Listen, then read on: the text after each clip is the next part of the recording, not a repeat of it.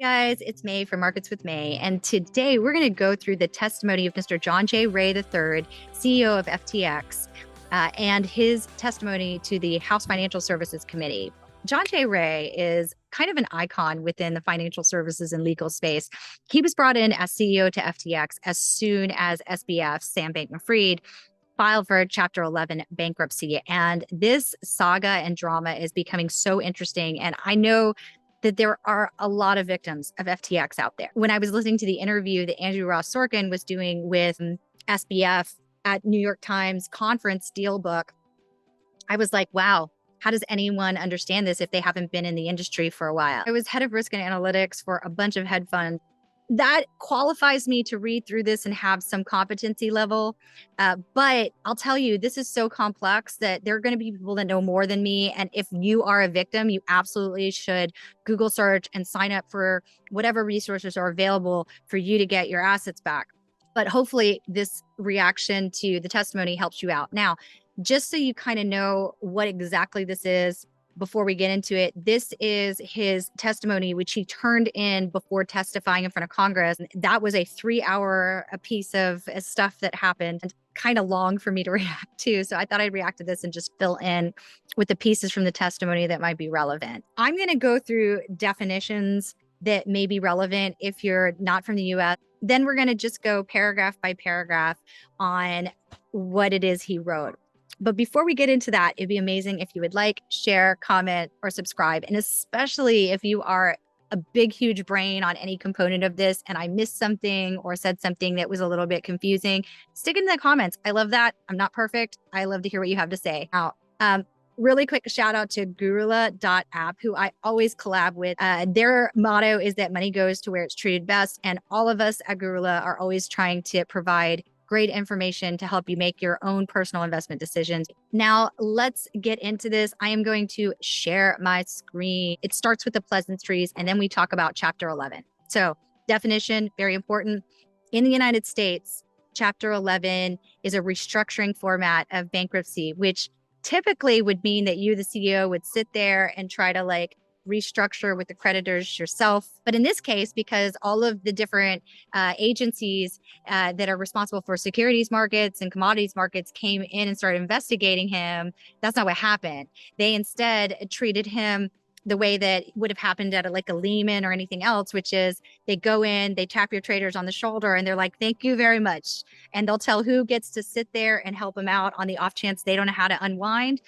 Or alternatively, they're just sending you home because they think you're way too much of a risk.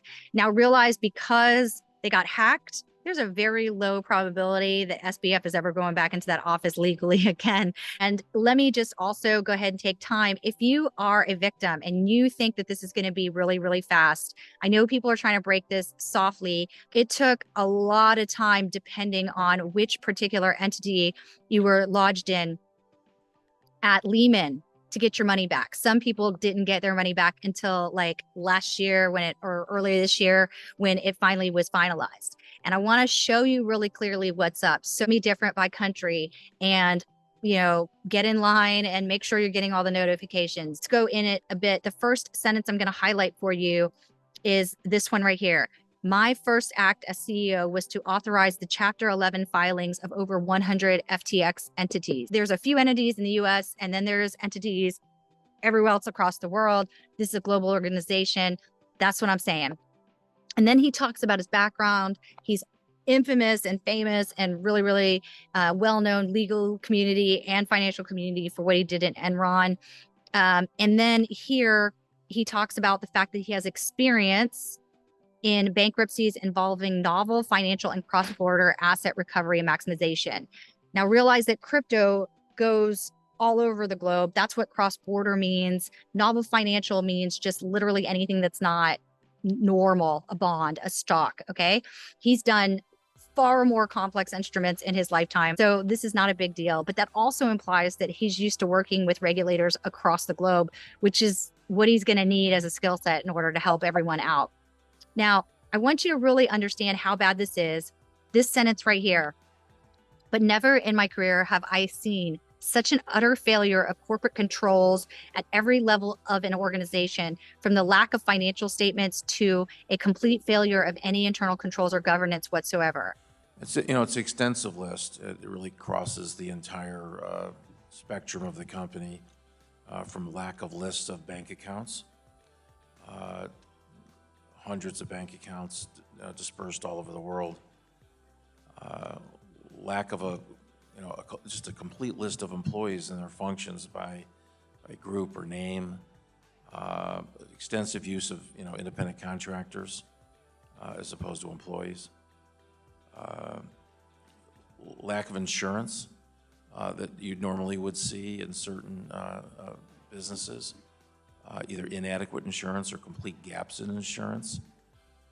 For example, the Alameda silo had no insurance whatsoever. So those are, the list goes on and on. Now, he's saying in the testimony, he named only a few things because he wasn't trying to give away every single problem, and because some of that goes to the various legal suits as a part of their discovery. Although our investigation is ongoing and detailed findings will have to await this conclusion, the FTX group's collapse appears to stem from the absolute concentration of control in the hands of a very small group of grossly inexperienced and unsophisticated individuals who failed to implement virtually any of the systems or controls that are necessary for a company that is entrusted with other people's money or assets. Now, I did want to mention to you, unsophisticated is actually a financial term. It refers to anyone who doesn't have enough knowledge to be doing a set of activities competently. So, for example, sometimes way in the past, they only allowed sophisticated investors to trade options, and you had to pass a test in order to demonstrate your sophistication. So I want to talk about then the next piece is he names some of the unacceptable management practices, just so you know this isn't some weird conspiracy against crypto. The first two are kind of super relevant. The use of computer infrastructure that gave individuals in senior management access to systems that stored customer assets without security controls to prevent them from redirecting those assets. The storage of certain private keys to access hundreds of millions of dollars in crypto assets without effective security controls or encryption. You're not supposed to have access to it. Now, it's interesting because Coinbase, in its IPO, because it ended up on NASDAQ, does speak to the fact that they cold storage. They do not speak to the way in which they handle the private keys, but that's probably fine provided someone else is on the governance board ensuring that these things are being done legitimately. My suspicion is it is the case for Coinbase, but we won't know until we know. But in both of these, usually, if you were to do this at any other financial organization, there'd be a whole track and mess of who touched what and who's responsible for what, so that you could properly fire a whole set of people. Or alternatively, and more importantly, if there's an insurance claim, that would be required. Now, the next one is the ability of Alameda, the crypto hedge fund within FTX Group, to borrow funds held at FTX.com to be utilized for its own trading or investments without any effective limits. SBF, during the interview, kept pretending like everything was fine and that it was just some kind of weird oversight, and that it wasn't that he was commingling assets, but it was just coming out of a combined asset on the margin account. It's a margin trading platform. It's a derivatives platform. It's a platform where all the clients were, going on, placing something as collateral and using that to put on a position, whether that's a futures position, a spot position, a borrow, and what the exchange was storing was the collateral from all of those positions. Alameda Research was, one of those that put on positions. But quite frankly, you still want to separate the accounts, and then that collateralization happens account by account. I think the problem at the heart of this is that, his positions, the collateral he had behind that, he didn't have the same auto liquidation provision that a margin account would normally have. You usually can't lose, if it's structured properly, you shouldn't be able to lose more than your collateral. Otherwise, the position closes out and there's no harm.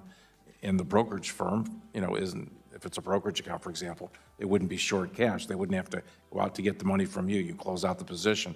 None of that existed with the Alameda positions. They had almost a complete ability to lose money beyond their collateral.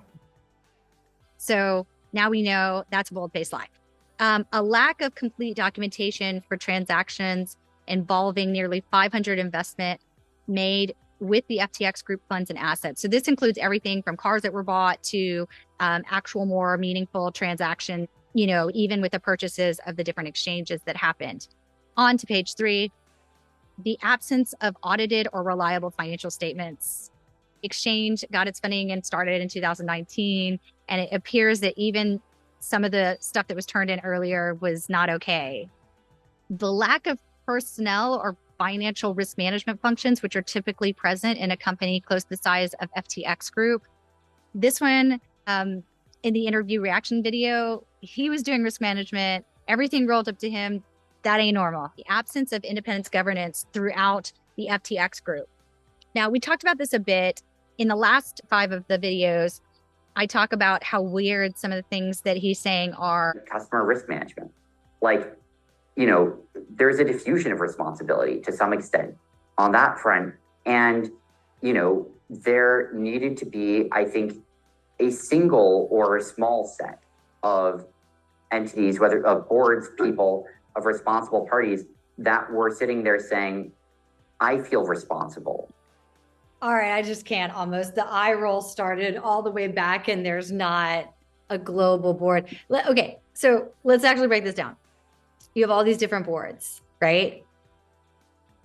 In the board package, there should absolutely be a risk portion of that. I'm just telling you, I'm sure. Who was on your board that they wouldn't have just been like, where's the risk report? If you're in exchange and you don't have a global risk discussion, that's weird. I mean, the chief risk officer does go to the board meetings of most, or speak at the board meetings of most financial organizations on this earth. So it's crazy that anyone that would be qualified to be on a board of a financial organization wouldn't request those documents. Okay, then he talks about 5 objectives.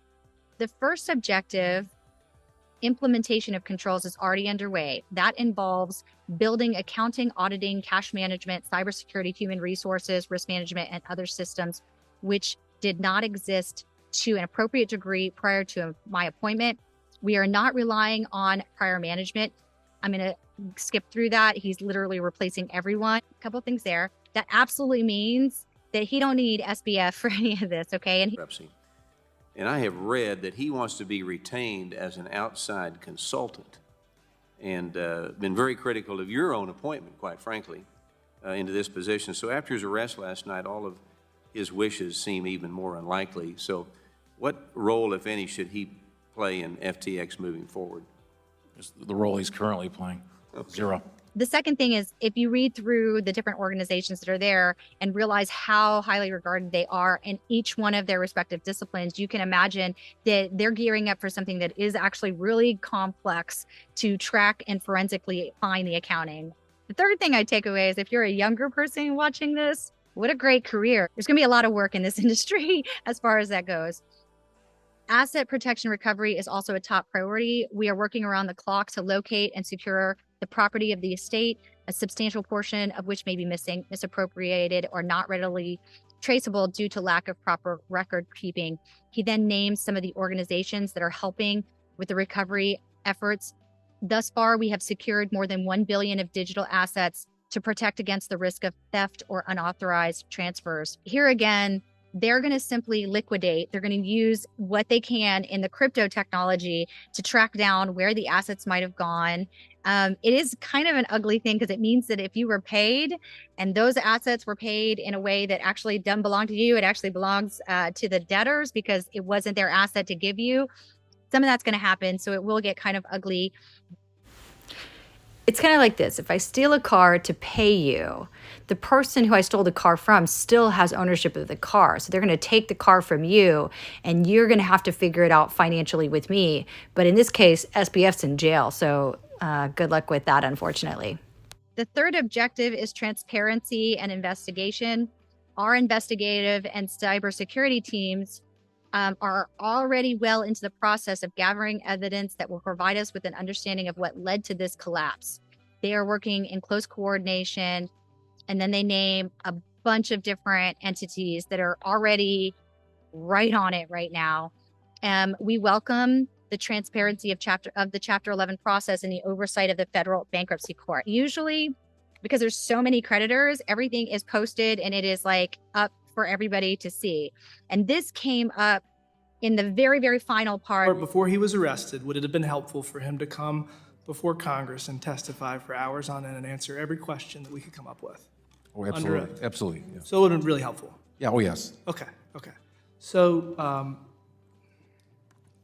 why 36 hours before he was scheduled to testify before this committee for hours on end, did the Southern District of New York send a provisional arrest warrant to the Bohemian government to facilitate his arrest, to preclude his testimony, which would have been incredibly helpful in the prosecution of Sam Bankman-Fried? The implication was that there's people that are very powerful protecting him from implicating everyone else that is involved in this. What's happening right now does make it hard to be fully transparent. And so there were some Senate members that thought that the reason that they filed the lawsuit so quickly, usually they would have just brought him before Congress, peppered him with a ton of questions, had a lot more of fuel, and then charged him. But then if he had said that, they probably would have charged any number of other people as co-conspirators. Realize that the co-conspirators in this may also have personal assets due, because this is fraud. Okay. Usually in Chapter 11, you think your corporate structure protects you, but not in fraud, my friend. In addition, the entire process is being overseen by our newly appointed independent board of directors in consultation with its independent counsel, and then they name the firm. The independent board of directors is chaired by the former U.S. attorney and judge for the U.S. District Court of Delaware, Honorable Joseph Farnham. The fourth objective is efficiency and coordination, which requires cooperation and coordination with insolvency proceedings of subsidiary companies and other jurisdictions. Finally, the fifth and final objective is the maximization of value for all stakeholders through the eventual reorganization or sale of the complex array of businesses, investments, digital assets, and physical property of the FTX group. There are already a lot of bids on LedgerX because LedgerX, which is a regulated entity, didn't have any problems and also is a pretty decent piece of technology. So things like that are going to be sold. They're going to try to sell it to the highest bidder, and that money will come back to folks that are victims here. A fundamental overarching challenge with each of these objectives is that we are, in many respects, starting from zero in terms of corporate infrastructure and record keeping that one would expect to find at a multi-billion-dollar business. Still, in just over 4 weeks since assuming control of FTX, we have instituted meaningful steps to gain command and control and are well on our way to achieve the goals outlined above. Every week, we gain a better understanding of what occurred and the path forward. The scope of the investigation underway is enormous. It involves detailed tracing of money flows and asset transfers from the FTX from the time of FTX's founding, and highly complex technological efforts to identify and trace crypto assets. We are in the process of collecting and reviewing dozens of terabytes of documents and data, including records of billions of individual transactions, and we're leveraging sophisticated tech and expertise to identify and trace additional transactions and assets. Okay, and then he says that he's going to basically summarize all of that. Wait for it, in other words, House committee, because he needs time to kind of look at that and make sure that everything is reliable. And that's really important because they're going to probably use that to enter it into evidence on some of the lawsuits that are going to happen. Questions have been raised as to why all of the FTX group companies were included in Chapter 11 filing, particularly FTX US. The answer is because FTX US was not operated independently of FTX.com. The Chapter 11 protection was necessary both to avoid a run on the bank at FTX US and to allow our team the time to identify and protect its assets. Since the time of the filing, I have become even more confident this was the correct decision, as the books and record issues at FTX US and the many relationships between FTX US and the other FTX group companies become clearer. He had said in the interview, they're totally separated. I don't understand why they're not able to clear the trades. Well, this is why. Controls were the weakest that you've seen sort of in your experience, but FTX US and FTX.com, essentially there is no distinction between those. And so whether you were an international investor or a domestic investor, it's all the same pot. Is that fair to say? I mean, that is certainly our worry. I mean, there's a limited amount of U.S. customers in the .com exchange, but we are focused on, commingling, and we're worried that the silos weren't respected for purposes of the crypto assets. Gentlemen's time has expired. I would also mention, though, that it's not surprising because the CEO of FTX US tweeted at one point that the accounts in FTX US were FDIC insured. And he basically left that tweet there until the banking regulators came in and said, you need to take that down. So if you ever get a message that suggests your brokerage account is FDIC insured, that is always going to be a bold-faced lie, okay? It is very important that whatever exchange you're trading on, wherever your money is, you've actually bothered to check to make sure they're legit. Short of being able to really feel comfortable with that, you need to bring all your crypto to cold storage.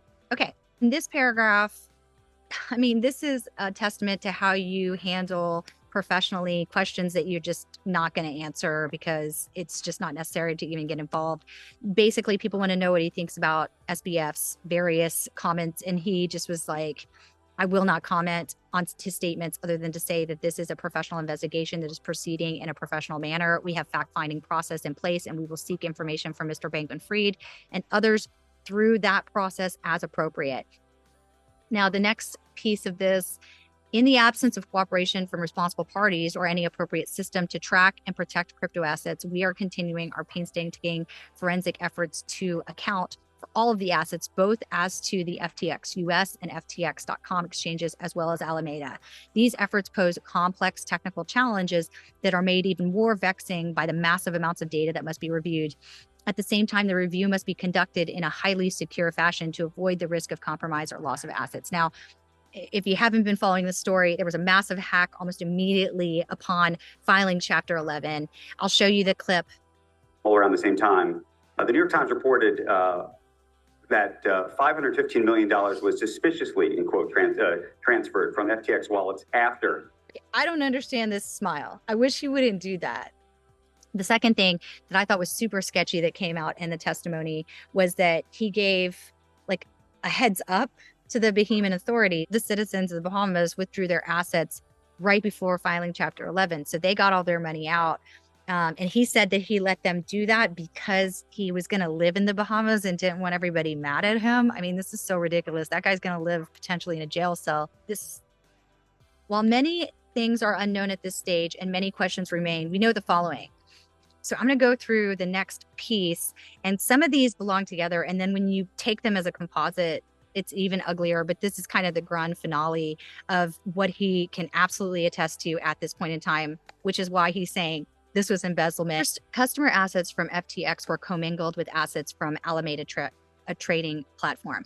Second, Alameda used client funds to engage in margin trading, which exposed customer funds to massive losses. Now, let me stop right there, because that is a mouthful for people. In the interview with Andrew Ross Sorkin, he denied that funds were commingled and tried to pretend like it was margin trading. And so, yes, you do a calculation on collateral together, but that it was all above board and just a little bit of a risk oversight. But between these two, what actually happened and was later even further clarified in the interview was that Alameda was given almost unlimited access to assets. So in other words, usually they commingle your stuff when you're in a margin account or you're trading certain types of assets, but each account is still separated, and there is an automatic unwind if you hit your margin limit. Alameda didn't have that. So basically they went way past their margin limit, and all that happened was they started pulling assets from everybody else that was in that pool. That's how that happened. It's terrible. It's like so beyond. Okay, let me share screen again. We'll keep going. Third, the FTX group went on a spending binge in late 2021 to 2022, during which approximately $5 billion was spent buying a myriad of businesses and investments, many of which may be worth only a fraction of what was paid for them. That we know $2 billion of that is Voyager and BlockFi. So there's a bunch of other stuff in there that's totally crazy, but we're going to get to that in a second. Fourth, loans and other payments were made to insiders in excess of $1 billion. So from what I heard from the testimony, SBF signed off on a loan to himself of like $55 million. And he was the signatory that approved the loan. There wasn't no board. So all this governance nonsense he's talking about is complete nonsensicalness. Fifth, Alameda's business model as a market maker required deploying funds to various third-party exchanges, which were inherently unsafe and further exacerbated by limited protections offered in certain foreign jurisdictions. Now, this is precisely why, if you still have your assets on a crypto exchange and this whole security vetting business is not your deal, you really want to consider cold storage. Certain is there. It sounds to me like they're in the collusion portion. One of the things they're investigating is whether I, as a bank, needed $1 to make some sort of whatever it was. So I would just borrow it from my buddy and we would basically have the same dollar, but we're just going to act like some kind of trading platform where the dollar disappears magically for half a second on my side to your side. And it looks like that a little bit might have been what happened here. Actually did happen in the SNL stuff in the 80s. So he's going to investigate that and just make sure. But that also means, given some of the lines that got pulled at the last minute, that's part of the reason why it might have been even more detrimental. Hence, since all these actors might be just a bed of snakes, you really want to double check or just find something else to invest in until all this stuff blows over a bit. Now, I know I'm not a crypto hater, so I almost feel bad saying that because I want this asset class to succeed. But this is just bad. You still have to be prudent with your own assets. We are also making progress in repairing regulatory relationships of the FTX group around the world. I would also like to especially say to regulators in the US and abroad that I completely understand the depth of outrage and frustration with what happened. I instructed my team to cooperate as comprehensively and completely as possible, and much of our time so far has been spent on the truly Herculean task of gathering and organizing information responsive to the many requests that have been received. It's going to be tough because, like I said, different places are going to sue him for different things, and he's going to have to follow every single one of those to the letter of the law of what he's allowed to say and what he's not allowed to say. I mean, this is a really special human being that has this skill set going. He then says more things about, how he's got to conduct it, who's involved and who's interested. So this is more just him saying, look, I'm trying the best I can to make everybody happy. And then he says down here the whole thing about the fact that he won't be able to say everything to everyone because he's a little bit stuck on what's allowed to be said and what's not. So that is the end of the testimony they gave. So the last thing I really want to say is, if you are one of FTX's victims, or if you are a hacker, try to help the FTX people. This is the worst possible news for someone to get during the holiday season. And so I really do hope that some very speedy return of some portion of people's assets can at least start to be experienced as soon as possible. I mean, I can't imagine what your holiday season must be like, understanding that this is happening in your life. If you guys found this helpful, please do like, share, comment, subscribe, and let me know what other stuff might be interesting or helpful. If it's within my realm of abilities, I will totally try to answer and help out. Take care. Bye.